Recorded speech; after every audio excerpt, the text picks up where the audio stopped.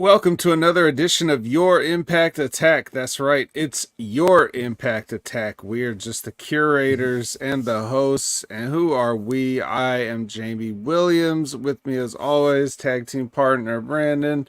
Brandon, what is going on today? Not much, man. I thought this was a better impact than they've done probably one of the better ones they've done in a while.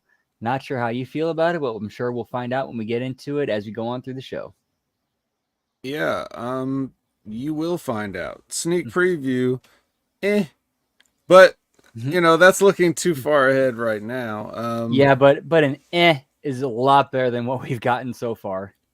Right, I don't have any muffins here, and I'm not, particularly angry, but that could just be due to other things. Overall though, I feel like I definitely noticed there was something kind of different about it. But like I said, we will touch on that in detail. That's kind of the whole point of our show.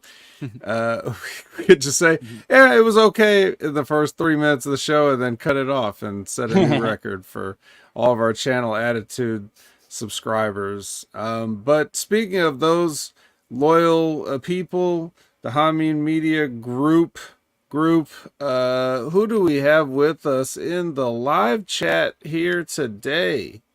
Let's see. Hanging out with us right now, we got Javi Uchida. We got Retro Rocket Review.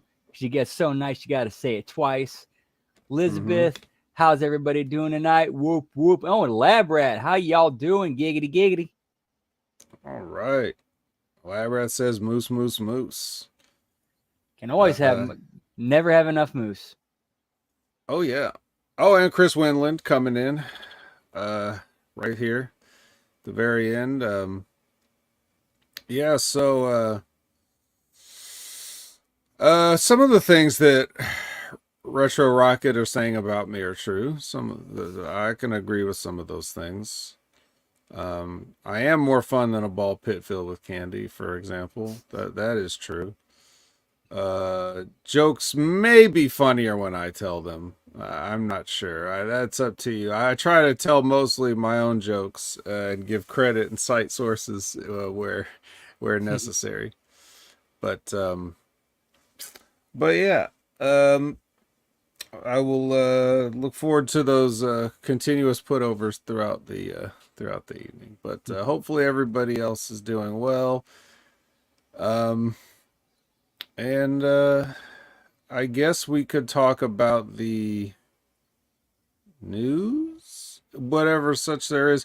Did you see anything on the sheets or anything that caught your attention this past week, or anything really? It doesn't have to be wrestling related. And not a lot of news going down this weekend. Let's go take a quick little peeky poo and see what's going on. Elon Musk changed the name of an entire platform. That's something, but nothing really is different yet. I'm sure it will be. Let's see, going through wrestling and see if there's anything interesting going on. One thing I do have is there's some comments now that Eric Young is back and he's been interviewed a couple times, has some things to say, so we could talk about that. Right. Shout out to Steve Eggert. Shout out to my man Steve. Thanks for joining us. But yeah, other than that, I don't know what else. I mean, once again, if you want to hear some news of the day, news of the week, news of whatever, check out the Monday Locker Room with myself and Ben Hameen. We definitely had some interesting conversations. Some of them weren't even really about news per se, what we would call news items, but just things in general, which you may find interesting. And that's what you sign up for, channelattitude.com. That's the real talk. You're not going to get anywhere else. I'm quite sure most of the things that Ben and I talk about, you are not going to hear anywhere else. So... but while you're looking for anything else interesting, I guess I'll just start with the Eric Young deal. So uh, this, you know, um, this was sort of a kind of a thing I kind of lost track of. When we saw Eric Young get murdered on Impact Wrestling, right? We all saw it. Mm. They filmed it. We all saw it. Well, And well, remember when I said was if they didn't show a body, he ain't mhm, dead. right. And well, we saw the scene, or what we thought at Yeah. least, and I mean, we we didn't saw. even really see the stabbing. We just Yeah, we just saw saw. the implication, We saw. Yeah, we saw Diener with the knife. That's all we saw. right? And I think that's enough in most, in a jury's mind. Most people would just they would convict off of what we saw. But you know, so there was that. But then he was gone, and we didn't really see him after that. I didn't, I was expecting this is, the exit for the company, but where did the exit lead to? Where was he going? I didn't really remember seeing him, so I kind of forgot like this whole situation. But he's talking about he was supposedly in WWE at the time, and they had some plans for him uh after he left. So he went to the WWE, and then this is what he says in his interview with Denise Salcedo. He says, "I can say that I signed up for one thing and then was presented with a completely different thing. Personally, professionally, and for me, more importantly, morally, I can't take instruction and work for a person like that," referring to Vince McMahon, because this probably would have been around the time when, Vince is like, "I'm back," so Well, he probably thought he was working with yep. Triple H like he had done with NXT and Insanity and all that stuff. So then they have something new for him. Well, you got But to anyway, remember too when Eric Young came back the first time at 7th anniversary 2020, he shot on Vince McMahon, calling him an out of touch old man who couldn't see his vision. right. So he obviously believed it then, and still believes it now. So uh it was probably that one thing was probably like the catalyst for all of his decision making and him thinking. So anyway, he says he goes on to say, if you would have said that 9 months ago, 6 months ago, I would have said no, I wouldn't be back at Impact. Fate's got a funny way of doing things. Like I said, I didn't really want to leave Impact in the first place, but business is business, and an opportunity had presented itself that I just couldn't say no to. I made the move, and I don't regret it at all. 9-month vacation. There's worse things that can happen to a person for sure. And he said, yeah. Well, I mean, you can go watch him and Denise on YouTube if you want to hear anything else. But he continued on Busted Open Radio. He said some things about the situation again. So he says, I talked to Scott before leaving last time, and I didn't want to leave then. It's a wild thing. And Scott himself, who's a very honest person and a blunt person, he goes, I'll punch you if you don't leave. Those were his words. And I don't think he would have, but he might have tried. You never know. He's a bit of a wild man.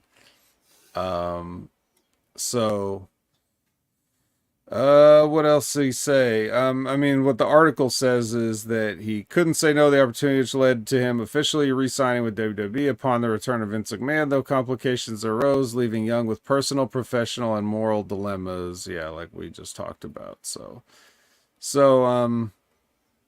he requested his release in April. That's what this says. Which And then he had timing makes sense. 90-day non-compete clause.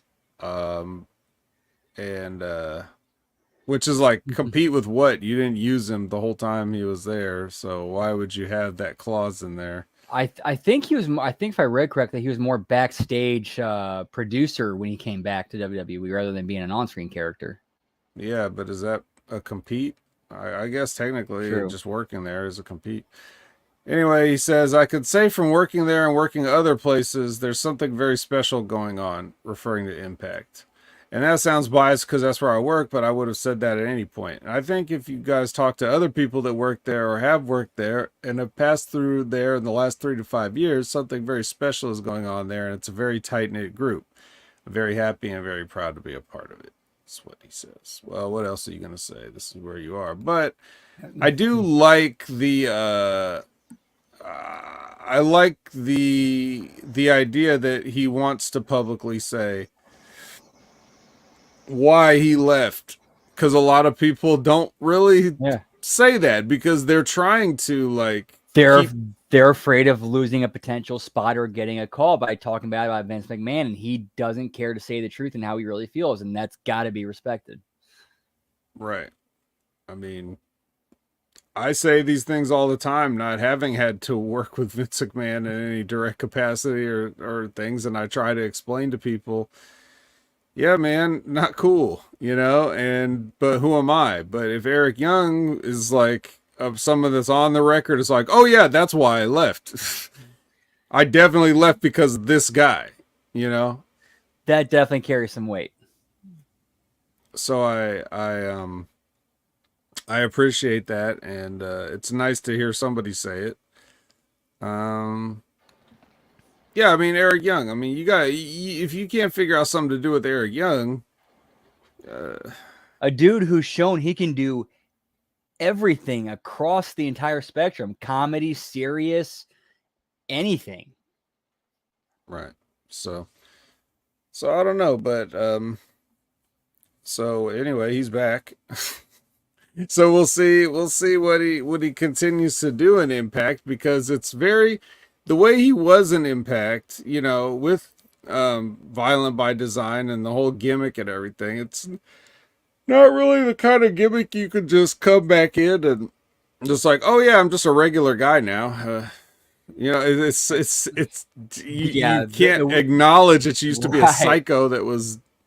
I don't really think And that works. and again, at least they tried with bringing Diener into that match and then playing up their history.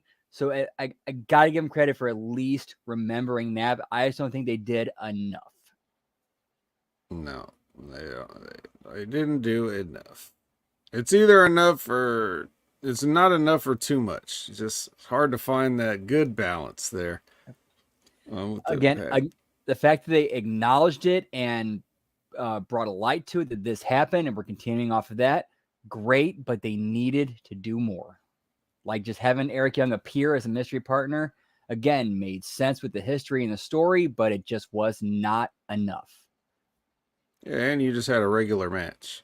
And a regular match, yes, exactly. You know, so you know, there you go. So we'll see. Labrat says he hopes Eric doesn't die this time.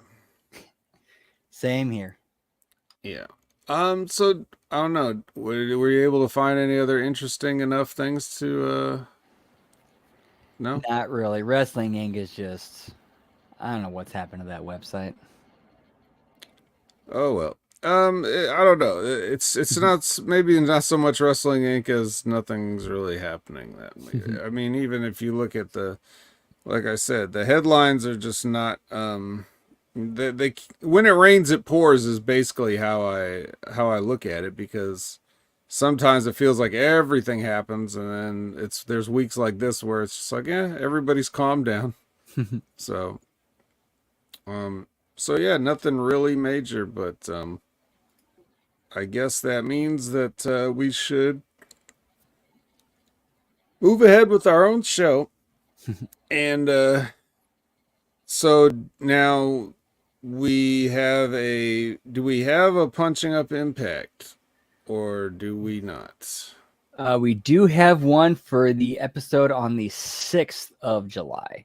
I'm still currently Okay. working on the other one. Unfortunately, I had some other stuff come up today that I was not expecting that got in my way, but I got it about halfway done.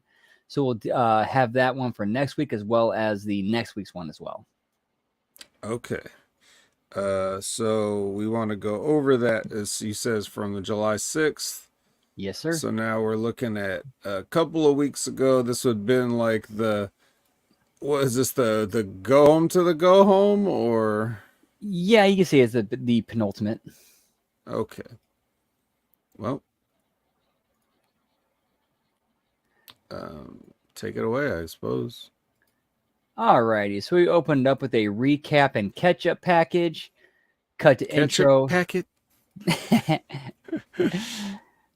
Oh, now I'm thinking about that movie, Black Sheep. That was a great movie too. See, intro and Pyro and Ballyhoo. Then we cut to the announce table where they go over the card for tonight and they give their thoughts on recent developments. And then match 1 is Eddie Edwards with Alicia versus Frankie Kazarian. And the match goes just like it did up until the point where Kazarian does that sick DDT to Edwards on the apron. And except this time, I have Edwards sell it like he's knocked out. The ref checks on him, says he can't continue, and declares Kazarian the winner by knockout. Alicia checks on Edwards as trainers come out, and Alicia yells at Kazarian, who shows remorse, but he ends up backing away and leaving. And Edwards is helped up and taken to the back. We cut to the announce table. They give their thoughts on what just happened, and they'll give updates throughout the night. And we get into the main, and they talk about the main event, and then they throw it to Leo Rush and Gia in the back. And then we have our promo with Leo Rush and Gia, and it goes just like it did on the show with all this coming in, and those two get their business taken care of, and they get on the same page. And then we cut to our first commercial break. All right. And then we are cut to a promo with Saban. He cuts the same one he did on the show, except that it's better.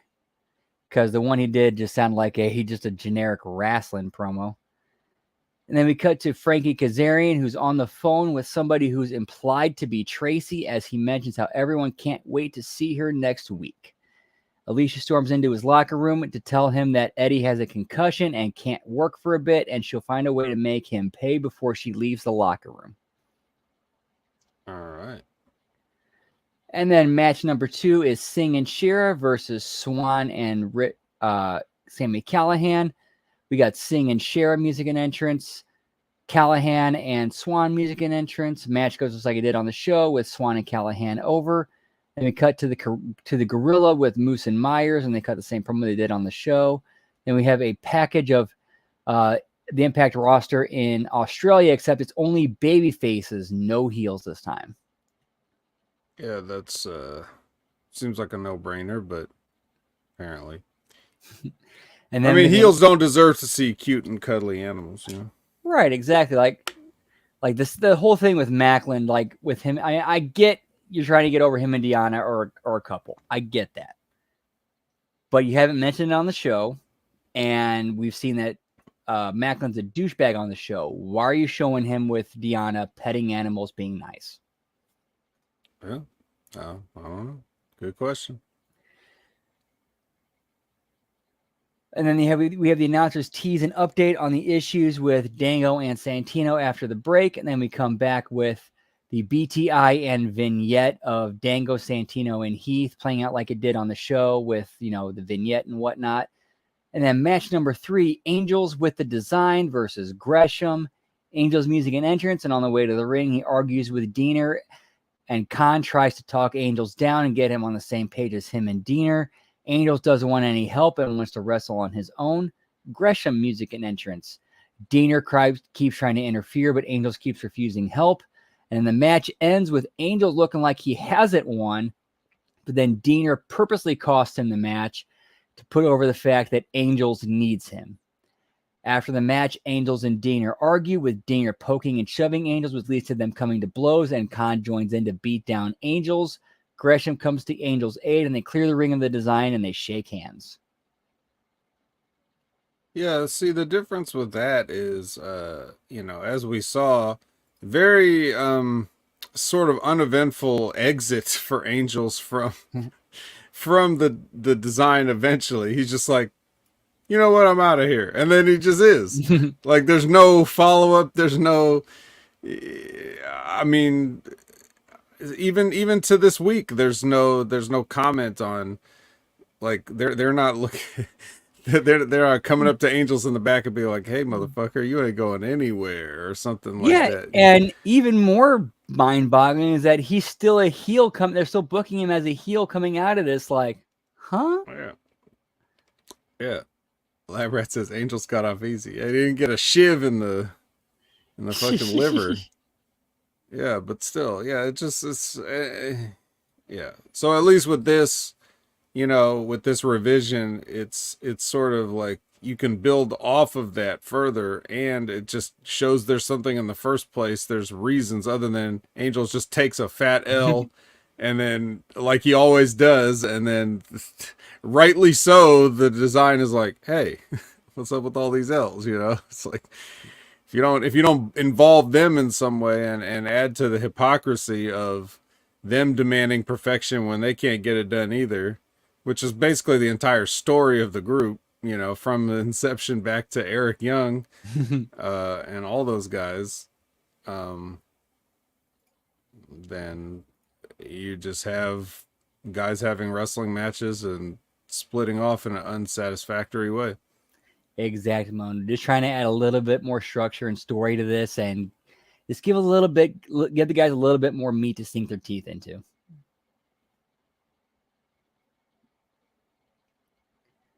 All right, so from there we go to backstage with an ABC promo, same one that we saw on the show with the Rascals interrupting, and then we cut to backstage with D'Amore and PCO. And here's how we're doing this. We're just going back to that whole perfect Canadian one idea I had, where it's just like, you know, he dumps the whole Frankenstein thing and he becomes like super prideful Canadian. Okay. And then he's warming up for his handicap match with Good Hands while D'Amore hypes him up. We don't do that ridiculous, obviously over the top fake car battery try to charge him up thing where he doesn't even touch himself with it. Mm-hmm. Mm-hmm. Yeah, it's just something super simple and easy. And we cut to our third commercial break. Then come back with a replay of last week with Deanna, Trinity, and Giselle and that group. And then the same backstage segment with Deanna and Trinity that we saw on the show. And then match number 4 is Good Hands versus PCO with Scott D'Amore. Good Hands music and entrance, and we have the Good Hands cut a better promo than the one they did on the show as they enter the ring. PCO music and entrance with Scott D'Amore, with D'Amore heading to commentary. PCO goes over in less than 2 minutes as we find out this is a setup by the Good Hands, Bully, and Macklin. D'Amore tries to help PCO, but he gets handcuffed to the post on the outside instead of in the ring. Security runs out, but they get beaten up. Good Hands, Bully, and Macklin viciously destroy PCO's legs to the point where he can't even walk. So basically, the insinuation that's almost the case right now, but basically they beat him up so bad where it's insinuated that they broke his legs. all right. Heels leave the ring as trainers come out to help PCO and D'Amore. Giselle Shaw comes out as well to help D'Amore as the announcers mention their relationship and how they try to keep it on the downloads and people don't think that D'Amore is playing favorites. I'm sorry, the whole act, that whole faction is dead in the water. We got to move on to something else. And to me, and again, this is just me, the whole, like Giselle Shaw's presentation, the look, everything, like I buy that 100%. The whole like personality, character, mean girl, just bitchy, snobby. Like I'm not buying that. I'm sorry. Like it comes across like Giselle's really a decent person with a great heart that's trying to play a bad person, and it just doesn't work for me. I'm sorry. Okay, interesting. I mean, I don't think she's doing bad with her character now, but but like in the like when it's a live thing, it very clearly comes across like it's an act and that Giselle's trying to be a mean, bad person when that's not who Giselle is. I could say that about a lot of people on this particular company.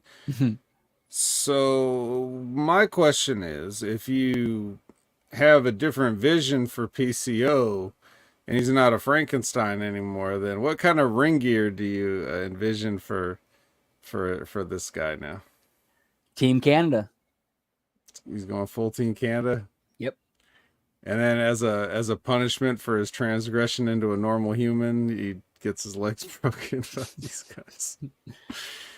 I mean, who are still going to get rewarded for their criminal assault, I guess, by having a match at Slammiversary, right? Well, it's still going to lead. Well, actually, next week we lead into. Let's just see how the show goes. Let's just see how it goes. Yep, I actually do have something planned for that. All right, can't wait. All right, so then we go to our fourth commercial break and we do a replay of what we just saw. And we do backstage of D'Amore, Shaw, and PCO. D'Amore and Shaw get in the ambulance with PCO while D'Amore tells Shaw to call him and make sure that he will be at the arena next week while D'Amore calls Santino to make a tag match of D'Amore and the he that he is referring to against the Good Hands for next week, and that he would end up being Eric Young. So it would be D'Amore and Eric Young versus the Good Hands, and they would destroy them on the next week's show. It's too bad that you're changing PCO's gimmick and Scott D'Amore is still involved, because we could have had a double zombie team with Eric Young and PCO. But see, this is why you're so smart. I'm kidding. I would be pissed if they did that. But anyway. No, but you're actually following, as dumb as that is, you're actually following the logic. Mm-hmm. Right. Hey, I know somebody else who died. Call him. Call him on his dead cell phone. And then Evans and Savannah Evans and Jay Vidal run up to the ambulance and mention Shaw's match with Rush that's coming up, and Shaw tells Evans to fill in so Shaw can go with D'Amore and PCO to the hospital. All right. And then we cut to a vignette of the Coven where they do a seance and consult the spirits of what to expect at Slammiversary and a strategy to defeat Kelly and Masha. Again, just something in character and trying to keep it as believable as possible. Buckshot Kid says, that's smart even when he's half asleep. For the record, I'm not half asleep, but I'm closing my eyes because I'm trying to picture what Brandon's saying in my mind, and I feel like it helps me if I actually close my eyes, because for whatever reason, like, I don't pay as well of attention when I'm looking at the screen or the other things or the chat or something. So if it looks like I'm just sitting here sleeping, just know I'm actually trying to, like, literally envision I tried to envision PCO in the Team Canada red and white gear. It was not pretty, but I still tried to envision it.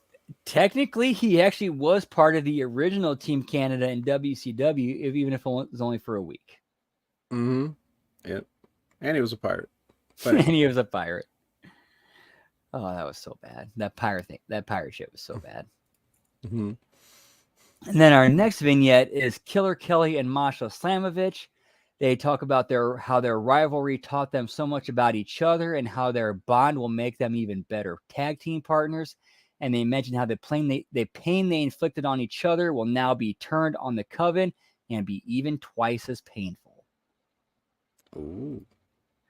Match number 5, we got Savannah Evans with Jay Vidal versus Courtney Rush with Jessica. Savannah Evans music and entrance. We have Evans and Jay looking lost and confused with their minds clearly elsewhere. Courtney Rush music and entrance with Courtney over clean. Then we go backstage to Kenny King and Sheldon Jean, and that plays out like it did on the show with the whole stripper Kenny thing, and then Joe Hendry and Uemura showing up and making fun of them. Then we cut to our last commercial break, come back with a New Japan hype video, and then go to the announce table where they run down the card for next week and hype that show. Match number 6, Motor City Machine Guns versus Nick Aldis and Leo Rush, and goes just like it did on the show.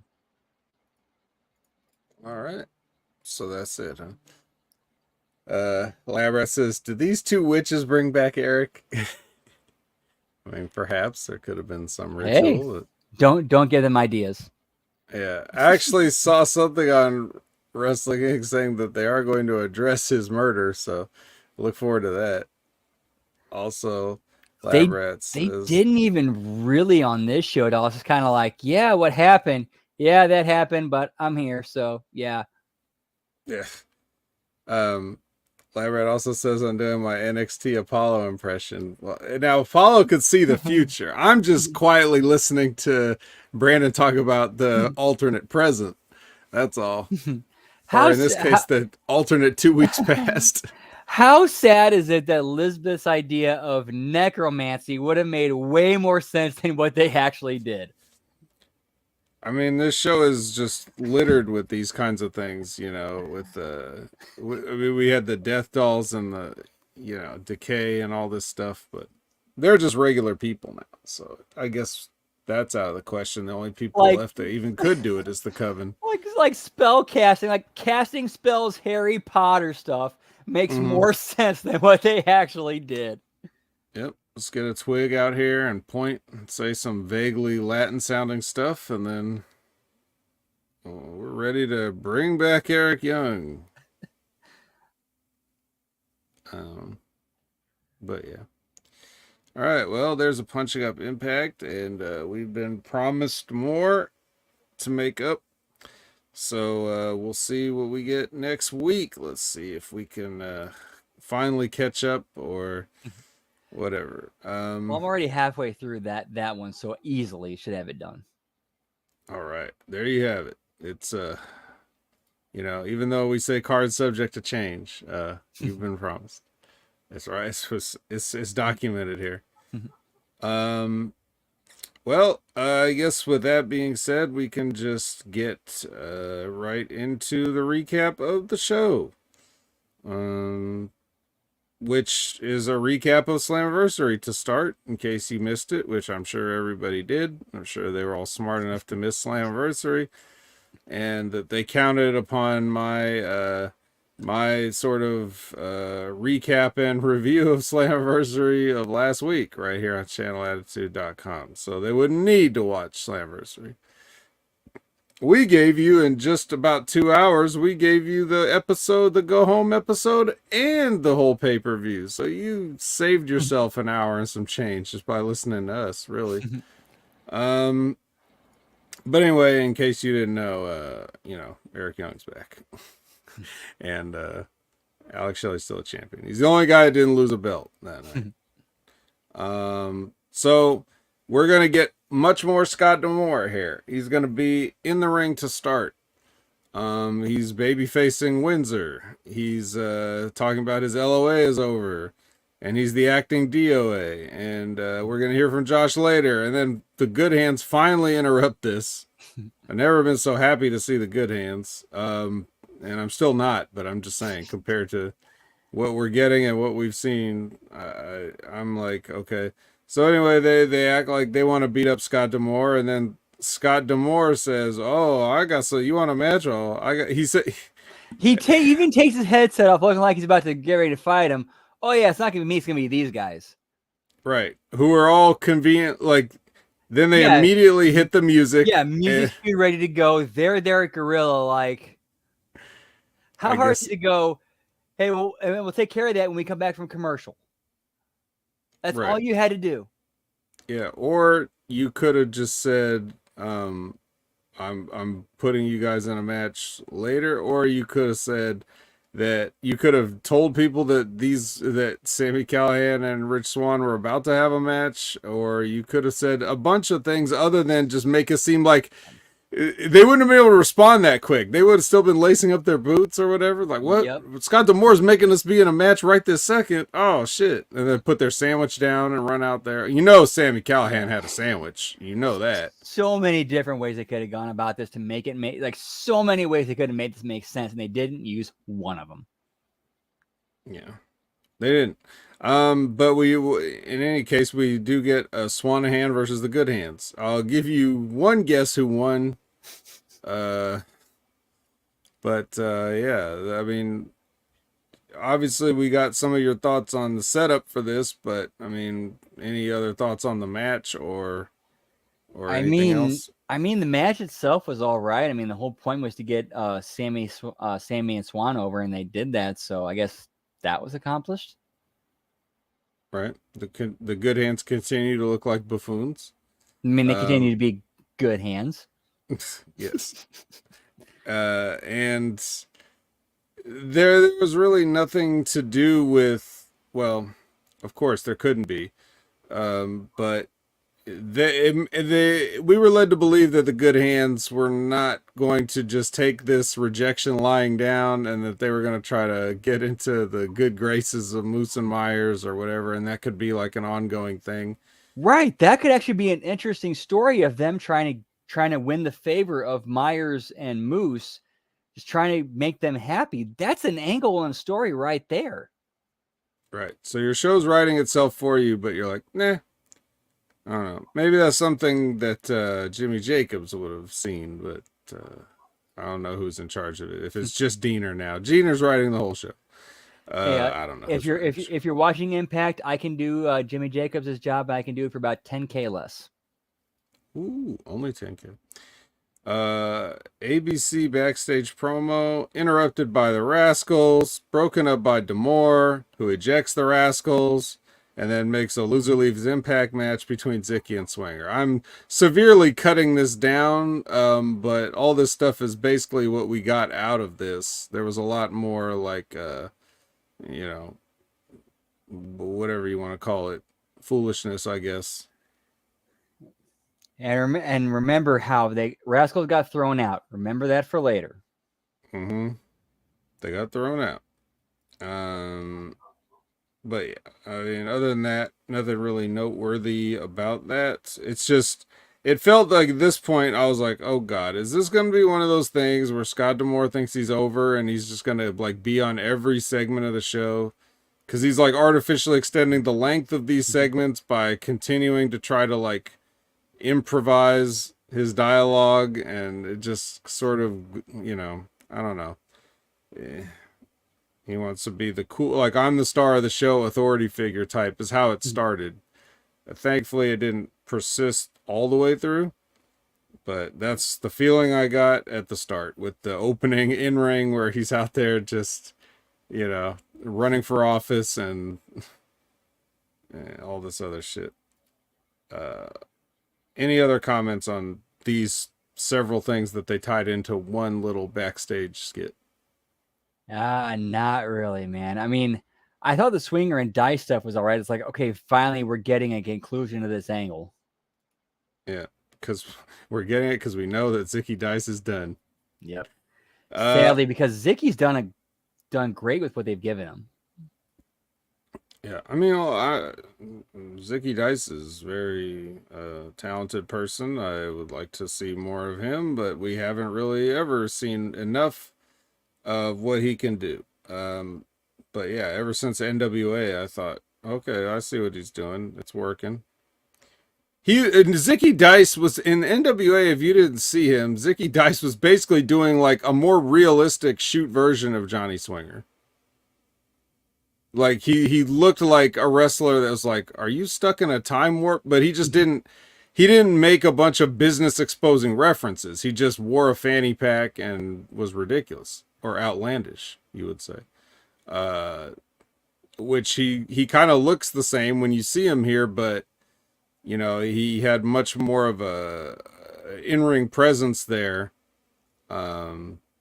So yeah, I can see why they would have paired him with Swinger when he got to Impact, but his version of that idea it was much more palatable to me. Speaking of, well, I can't transition into that. Eric Young's with Gia, no music underneath. He gets interrupted by Nick Aldis, who's looking for somebody that can help him take on the internet darlings before they run this company on the ground. But Eric's not interested in that. He just wants to have a wrestling match with a guy. So there you go. Yeah, this definitely was that weird? Was that weird the way he's just like, hey, fuck everything you just said. What about a match between you and me? I'm kind of surprised they didn't reference their history with each other, because Eric Young was the guy who beat Nick Aldis for the world title. Well, they're probably going back to that. All right. Well, we get a Jake something package, and then we get something versus Kevin Knight, and Kevin Knight gets one of those little insert promos. So during his entrance, these guys have a match. What's interesting to me about the match is when you see Kevin Knight in there with Jake Something's obviously a huge individual, and he's bigger than Kevin Knight, but like in terms of stature, it doesn't look like a mismatch, Right. It just looks like Kevin Knight's just not as big as Jake something, but They got the same height, but Jake something has more mass. yeah, he has more mass. So you look at it, but what's interesting about that is that Kevin Knight is been presented as like a New Japan Junior heavyweight, and you know I don't know, he's kind of holding his own with Jake something here. So I thought that's kind of interesting. He's a little too big to be a junior heavyweight these days, maybe. But they want to have him in there maybe because he can do a lot of athletic things, which fits in there. I don't know. We'll see. But Jake something hits his move, whatever it is, into the void. Is that what it's called? I think that's what they called it, into the void. Yeah. Right, which is a way of saying black hole slam. It's like it's a different way of saying it, which is, yeah, I don't know. Black hole slam, won't you come and take the pin away? All right, so yeah, into the void on Kevin Knight. What do you think? How's Kevin Knight progressing in your eyes since he's been here? I mean, he's definitely improved. I don't know if you got this vibe. I don't know. I want to ask your thoughts on this. There was a spot in the match where like Kevin's laying in forearms and they looked weak as shit. And Jake goes, "Come on, hit me!" And basically, it felt like he was trying to say, "Hey, man, those are weak. Lay them in." And then came to a spot where he hit another weak one, and then Jake's like, "Okay, I'm gonna show you how it's done," and just nails him with a hard one. Like, I don't know if that was a shoot or a work. Like that was one of the things that kind of tripped me up during this. My instinct would be to say that the whole idea was a spot. Like I'm not gonna throw my forearm, except just for you to tell me I'm not throwing my forearm good enough. Right. Like, I'm quite sure he could throw a better forearm than that, but if that's the spot, then. And again, that's what I had thought originally, but then at the end of the spot where where Kevin actually clocks him with a nice forearm, okay, then that makes sense. That's what they were building to.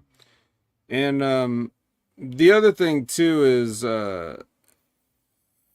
selling goes a long way. I mean, I've seen people throw some pretty good strikes and stuff like that kind of look like shit because the other guy just not selling it. He won't register the strike. So if your spot is to no sell, then anything looks bad, no matter how good you actually throw it. I mean, you could potato a guy, and if his face doesn't move, you're like, oh, guess that wasn't very good. So regardless of how good a worker you are or whatever, if the other person's not cooperating, they can make you look bad. Exactly. And most good workers, when they find out that they're in that situation, they just don't do those things anymore. Like if you're punching a guy that doesn't know how to sell punches, stop punching. You stop punching him. Yeah, that's basically how it goes. So I'm going to say that. But I don't know. Maybe Kevin Knight just has shitty forearms in general. Yeah, that's what I had originally thought when first seeing the spot. But then I saw the end of the spot, and that had me wondering, okay, did they do that on purpose to build to that finish of the spot? I don't know. Yeah. I also don't think that, in any case, I don't think Jake something has the sort of agency or... He does not seem like the kind of person that would no-sell somebody as a fuck you. Right. Now he strikes me as somebody who would say who would no-sell something like, come on, do better, and no-sell it to be like, come on, you got to do better, to try to encourage them to put more into it. That I could see. For the purpose of making the match better. Yeah. Yeah, but I think it's overall it's a good question. I think it's something it's something I see in New Japan a lot, at least. It's probably a Japanese thing in general, but they definitely have their set of they have their set of moves that they do at a certain time. So they work in a spot for the weak forearm. Yeah, they do it to show that they're exhausted or... Because there was actually a spot during that whole moment during that thing where Jake just no soul looked at him and said, "No, come on, hit me." Yeah. Well, anyway, what about Jake something? He's back now.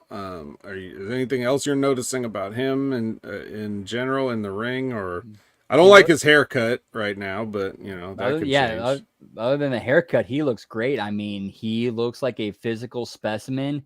He's got his work down where it needs to be. I mean, it's just finding a spot for him and finding something for him to sink his teeth into. Something. Um, so next is Courtney Rush with the jobber entrance, and versus Savannah Evans. They have a match. Evans gets distracted by Jody Threat coming in and carrying off Jay Vidal, and then Courtney Rush hits Evans with the spear, and then we just okay. So we're in full Canada put over mode, even though it's a Canadian company, but we're just yeah. Again, I always go back to what I said earlier, like the whole Giselle Shaw's heel character and that whole act with Giselle and Jay and Evans, it is just dead in the water and needs to be broken up, and they need to turn Giselle babyface. Again, this is just me. It seems like the crowd wants to cheer for Giselle, but they're only going along and booing because of the character and the performance and doing it out of respect. Again, that's just me. Okay, it's just you. I won't try to agree if you want it to just be you. Yeah, again, that's just the vibe that I'm getting. I don't know if you're getting that same vibe. I don't know if the chat's getting that same vibe. I don't know if anybody else is getting that same vibe. That's just the vibe that I'm getting. Well, one thing I think we can all agree on is that whatever they thought they were doing, they don't seem that interested in doing it anymore. It's just everybody just showing up just because it's the thing to do, not because they have a plan. We're not even seeing the pre-produced, vignettes with music of them, montage of them walking down a hallway anymore. So, Right. Not even, yeah, exactly. Yeah, so it's like again, they're cooling off. They're cooling off the whole stable there. and again, this is just me. It comes across like Giselle is genuinely a nice, decent person trying to play a arrogant, conceited, just mean girl on TV, and that's just not who Giselle is. Like the presentation, the look, and everything, I 100% buy that. But the character, the like I said, the mean girl, the conceited, the arrogance, that just seems like an act. Again, that's just how I feel. I feel like Giselle is a genuinely decent, good-hearted human being who's playing a character. That's just how it comes across to me. All right, well, there you have it. Well, now we have another decent, genuine, good-hearted And human being. and Buckshot, they could do that. They could easily go that direction. And it would be great. That would be great TV, but they're not doing that. No, they're not doing that. Yeah, it's like they're making her what Madison and Caleb and the other chick was, says Elizabeth. Yep. Yeah, exactly. They're It's just a doing new. the same gimmicks. That's what Impact does. They just recycle gimmicks and slap them on different people. I remember when Giselle Shaw first started having those vignettes appear. Like, do we? My first reaction was, do we really need another mean girl archetype when we have two tag teams of that already with the influence and the inspiration? Yeah, well, we need it now, but apparently we got to go away from that too. Oh yeah, well, we got a package on Trinity now. She says now the real work begins as the champion, and she's another one of these bet on herself people. Maybe she can give Kaz some tips because she seems to be working out for her, but he also bet on himself, and I don't know if getting an argument over who loved Killer Kowalski more and having matches about it is the best use of. I might have just stayed in AEW and collected a check for that. Yeah, I'm pretty sure Trinity got the better end of that one. Yeah. So after Trinity's little thing airs, then we go over to the Coven, and they're like, yeah, we'll see. We'll see if you can hang on to that championship, and we're coming for you. I had Or to some laugh when Taylor Wilde made the comment about ginger freaks. I'm like, did you see your pale redheaded tag team partner before you made that comment? Maybe that was the reason why the comment existed in the first place. Who knows? And again, if they go somewhere with that, then that makes sense and it works. But now it's just like you just insulted your own tag team partner as well. All right.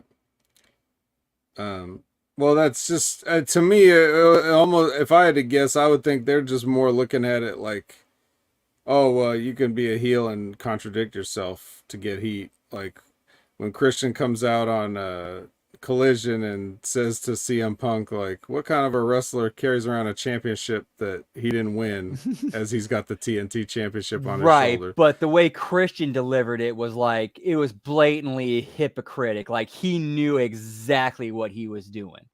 Like I remember going back to like Jeff Jarrett when he would talk about dumb blondes, and it's like, wait a minute, you're blonde, but the way he delivered it was like in a way of where he was clearly lacking self-awareness. Yeah. Well, I mean, let's face it, Taylor Wilde is no Christian. So we do thanks for the city of Windsor. So we're putting Canada over again. Tom sits down with Jonathan Gresham for one of these deals, and this was interesting. He says I like this. Basically, he says he prefers rules, and maybe this environment isn't for him. And so I'm like, okay, so Jonathan Gresham is playing the part of the vet on this show. He's going to say the things that I would say if I were a professional in this environment. Like, what are you guys all doing? There's murders, there's witchcraft, there's undead realms. I like rules. So yeah, again, this is good character development for Gresham. It tells us what his motivations are, what's going on in his head, but it also leaves us wondering, where exactly is he going with this? Yeah, well, he's going up and out of the room because this interview is short and over after this. So, I mean, there you go. This is a tease, or it could just be him wrapping up with it. Maybe Jonathan Gresham is quietly wrapping up with Impact too.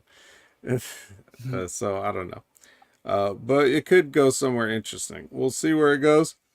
Speaking of going somewhere interesting. Excuse me, Dango and Santino.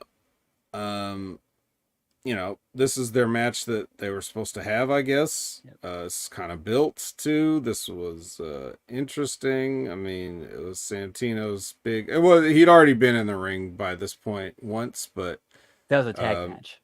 Yeah, that was a tag match. This is a singles match. So it's kind of a big deal, but it doesn't really feel like that big of a deal. And he comes out and starts out like, serious and everything. And that's all great and everything. But then by the time he's able to actually get down and start going into the silliness with the Cobra, a mysterious riot police officer with what I'm sure is a department issue motorcycle helmet, and not a riot helmet. He intercepts the Cobra. And then Dango knocks Santino into him with a flying knee, and Santino's head hits the helmet, and he gets pinned. 1, 2, 3. And then Dango goes out with the mystery policeman and reveals it to be Johnny Bravo. Johnny Bravo. Oh, man. All right. Yay, I guess. What? Sure. I mean, I like seeing him back, but what's the story? Why is he involved with Dango? Why is he against Santino? This is one of those things. They're going to say, wait till next week. That's what they want you. This is their hook. And again, if they follow it up the right way, this could potentially be decent. But again, it's all in the follow-up. All right. Well, here's the literal follow-up. Giselle and Savannah are walking through a hallway like normal, though. They didn't have music or like edits walk through the hallway, but they're looking for Jay, and they run into Masha and Kelly, who are leaning up against a wall, being weird, but apparently they're still in the way, even though they're leaning up against the wall on the side. But they're in the way. You're in the way. We're against the wall. Yeah, they didn't say that. They said, if you want us to move, why don't you make us? In Russian. And then, anyway, so Jody Threat comes up. After Giselle and Savannah decide it's better not to mess with these two, Jody Threat walks up and just drops off Jay Vidal and says, "Don't make me do this again," which I don't know what the hell that's supposed to mean, but he's sitting on the floor like shivering like a trauma victim, like in the fetal position, which is funny, but this whole thing is stupid. And again, if they followed up like something happened with him and Jody that shook him, this makes sense, but I'm sure we're not going to get that. All right. Well, since we're not going to get it, I'll just spoil it now. Jody carried Jay to the back and they sat down and went over tape of Jody Threat's matches. And Jay was traumatized and shivering. And this is a perfect opportunity. If people were like, okay, let's just put our own stuff away and try to focus on what's best for the show. I mean, Jay's openly gay. This could be a thing where Jody you could go that route where Jody tried to do something and he was very uncomfortable. You could go that direction if they were willing to go that direction and make it that much more compelling. But again, in this environment, in this day and age, I don't think people are willing to go there. No. No, they're not. And it doesn't work out well when they do sometimes. So, maybe we still got some work to do, but regardless. Again, delicate situation, but you can do it correctly and do it in a compelling way and do it without being offensive. The execution has to be there. Well, it's like what I said, when I talk about these things, I go back and forth with these things with Ben, because I say he always has these outrageous ideas about like things that would get heat and get people riled up and shit. And I'm like, yeah, but wrestling's so phony that it's just bad taste. Nobody believes what you're doing. So if nobody believes what you're doing, then there's no point in doing it. Then you're just an asshole, because it's like, if wrestling was even trying to not insult people's intelligence, like if they were trying to present it like a sport and you wanted to say that this person had these feelings or whatever, we see people in real sports that have political opinions or they lean a certain way or whatever, and those become stories and those become controversy and those people aren't, apologetic about it necessarily. In wrestling, none of this is real. You don't believe anything's real. It's to the point where fans don't even believe the real stuff is real. Yep. And so if you do anything that's like provocative or whatever, it's just usually in poor taste, because now you're taking something that wasn't. It's a real aspect, but it's not a real situation, and now you're trying to shine a real situation on it, and the only way you could pay it off is to have a fake wrestling match. So why bother? Exactly. Yeah. Like, what would this lead to? Jay versus Jody? Right. In a company that it doesn't blink at doing intergender matches anyway. Right. Exactly. It's like not a big deal. Yeah. Well, speaking of a big deal, we get a shot of Josh's dressing room door. Because the way they present Josh Alexander is definitely the way that, like, he's a diva like Giselle Shaw, who would have his own separate dressing room and wouldn't want to mingle with the common wrestlers, and he would need to have a little placard with his name on it on the outside, which is probably stuck over whatever actually goes on that door, because you can see it affixed on top of something there. But whatever, we don't have to think too hard about that. I'm just thinking it's funny, the idea of like, just, hey, in case you were trying to turn the channel because you're bored, don't worry, Josh Alexander's still coming out. I will say this, like, I kind of going back, I know I'm kind of backtracking a little bit here. Here's something that like really popped me. Did you catch what Masha and Kelly's tag team name is? Did I? I don't think I did. What was it? They do have a name. MK Ultra. Whoa. I didn't catch that. When did they say that? The announcers mentioned it. When? During the let me pull it up. It was during the where was it? It was I want to say during the Rush versus Evans match. Okay. That's interesting. But Well, yes, Masha and Kelly are officially MK Ultra. If you actually go to the Impact's Knockouts Tag Team Titles page, they are listed as MK Ultra. all right. Get it? Because it's like that government program, but it's also like their initials. All right. So, Lish and Eddie are talking directly into the camera at Kaz and Tracy until they come in from off camera. So I guess they could have just turned a little bit to their right and said all this shit that they were saying to them, because this turned into a pull apart right there. Did you like that? I mean, we're obviously going to a mixed tag team match. That's where we're going with this. I mean, anybody, Stevie Wonder could see that. Well, shit. Can you see what event they want to do that on? Because they already had Slammiversary. And well, depending on what theories you want to believe, Stevie Wonder can actually see anything. Yeah, I've heard that. Well, I hopefully he didn't see this. It was ABC versus Subculture in the title rematch for the Impact Tag Team Champions. I'm sitting there watching this match, and I'm just like, I guess this is just what wrestling is now a lot of the time. I mean, I can't really get behind it. They didn't do a lot of things that necessarily I hated, but they did everything at the wrong. How do I describe it? I'm trying to think of a specific example that I can relate, but it would just be like there's a lot of stuff where you can see that they're just doing what they had planned to do, and they're not necessarily reacting to what's going on.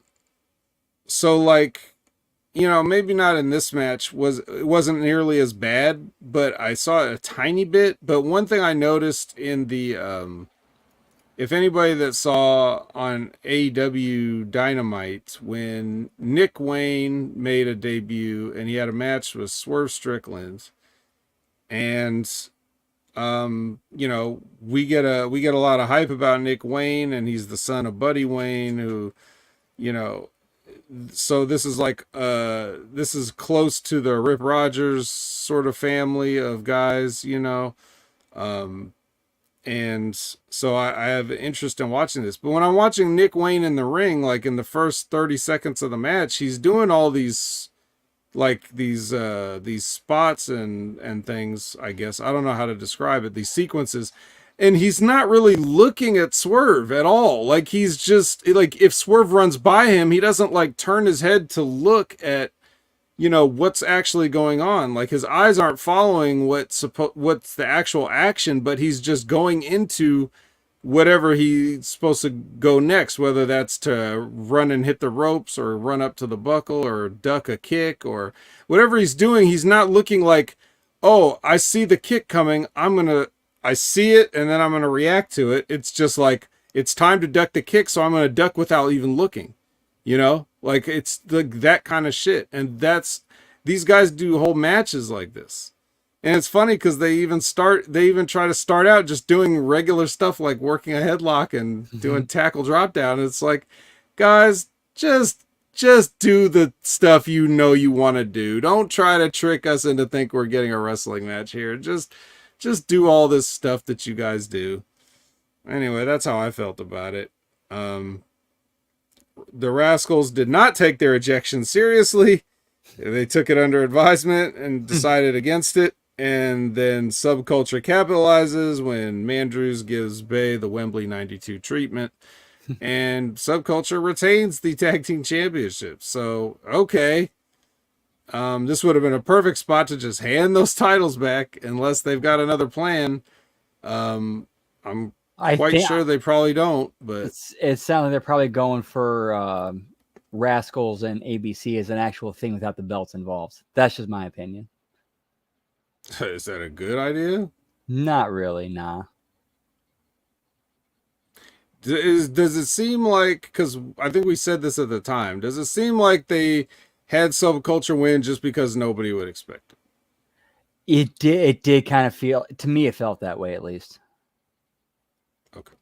Just making sure. But hey, whatever. I mean, Mark Andrews was at Impact a long time ago, so you know he's an Impact guy. Yeah. Well, any other thoughts on the match or the booking or the stuff?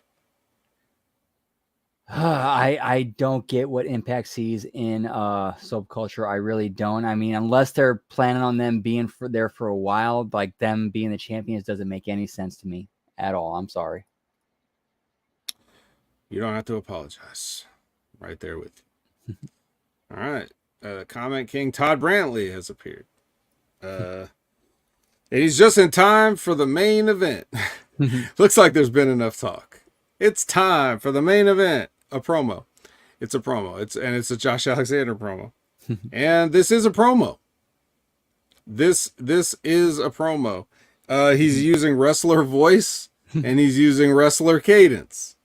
So in this thing where he's supposed to kind of come out and be genuine, we haven't seen or heard from him in a long time, other than his appearance at the very end of Slammiversary.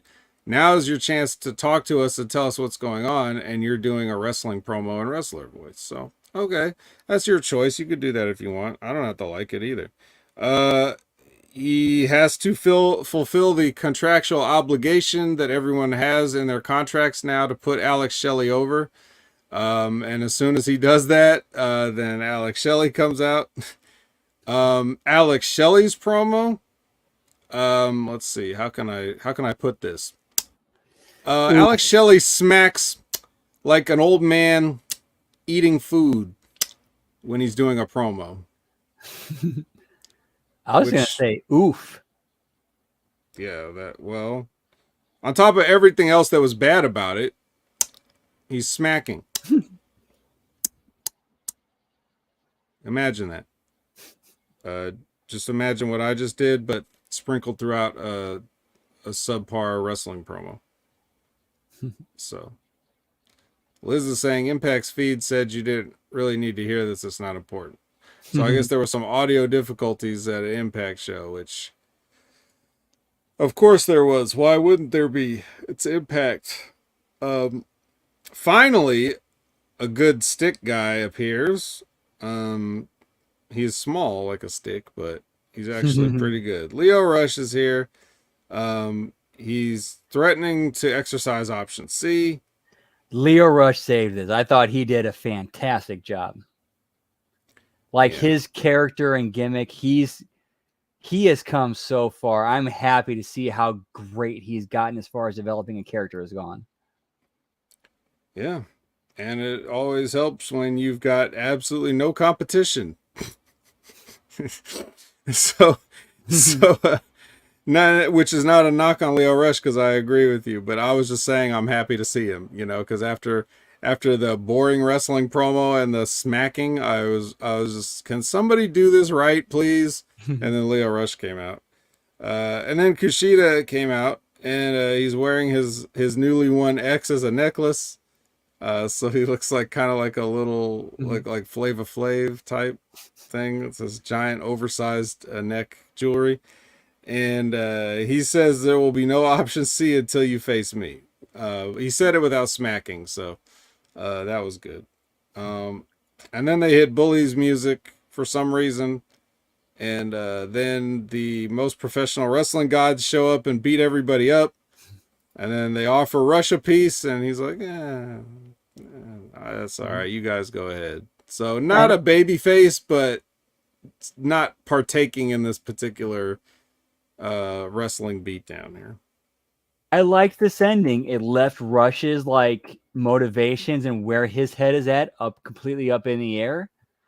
It left us knowing, okay, what's this whole thing with Bully, Moose, and Myers? Like, it is a cliffhanger. We actually got a cliffhanger to end the show. Yeah, we did.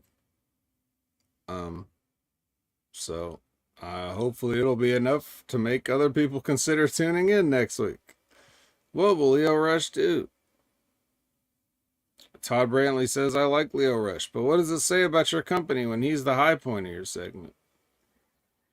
I mean, nothing. It just says that he's the high point of your segment, but Leo Rush has, like, from the last time I saw him to where he's at now, it's night and day. That guy's on a completely different level.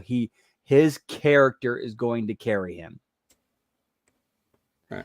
And what I love about him is that the fact that his moveset doesn't define his character. His character defines his moveset. True. It's like, yeah, I can do this cool shit because I'm this fucking good. Fuck you. Right. And he doesn't have to. If he really wants to be a heel, he could take it away. So exactly. So he has all of that at his disposal. He's in a very good spot. Yeah, so it's interesting. It's interesting to see what he will do. But that comes down to the thing that I always say, which is you take your wrestling a la carte. You have to find the little things.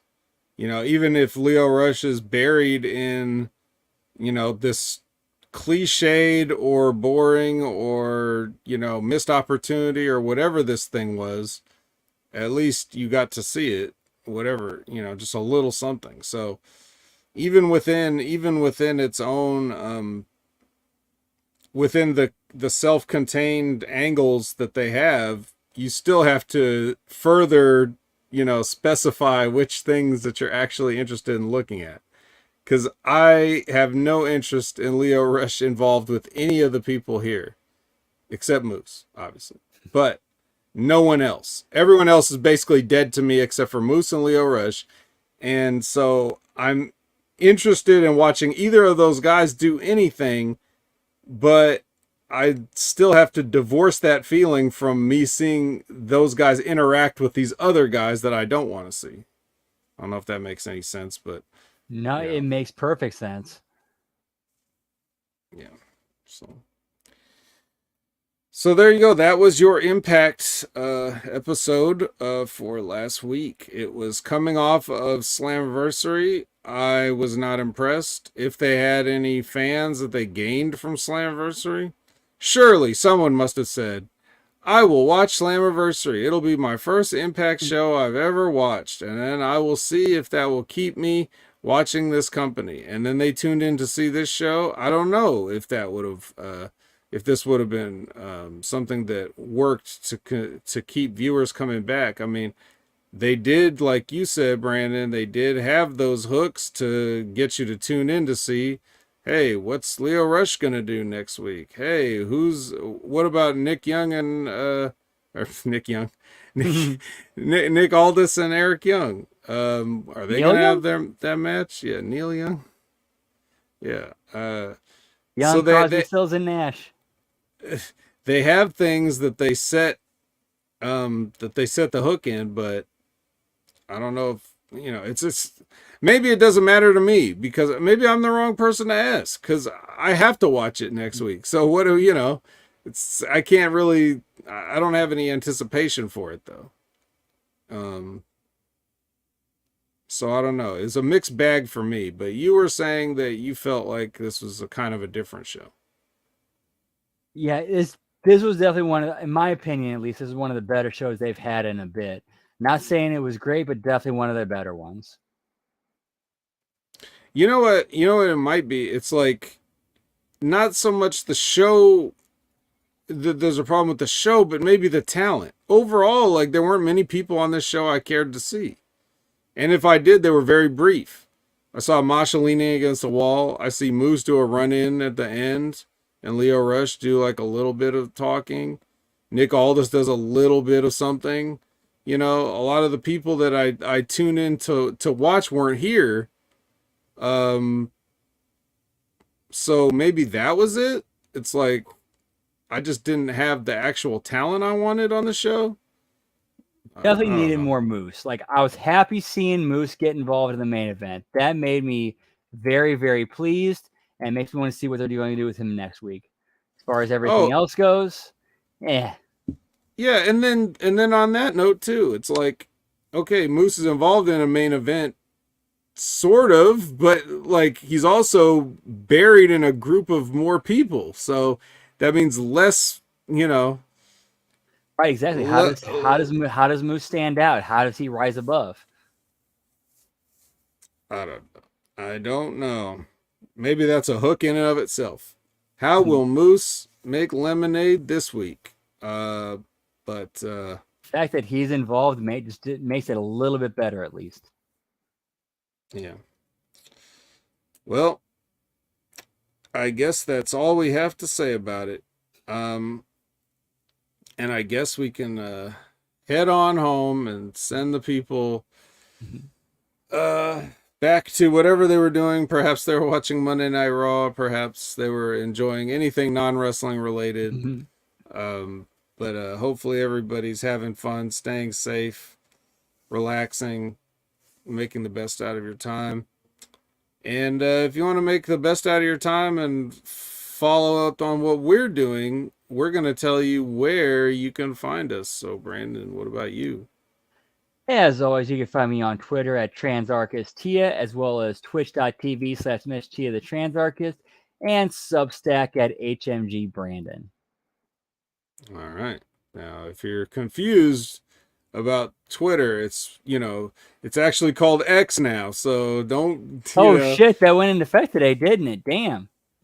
Yeah, I mean it's still called Twitter in a lot of places, but expect that to change over time, unless there's a huge backlash, and then he walks it back. But we'll see. But yes, for now it's still working like normal, except that there's a little X in the corner.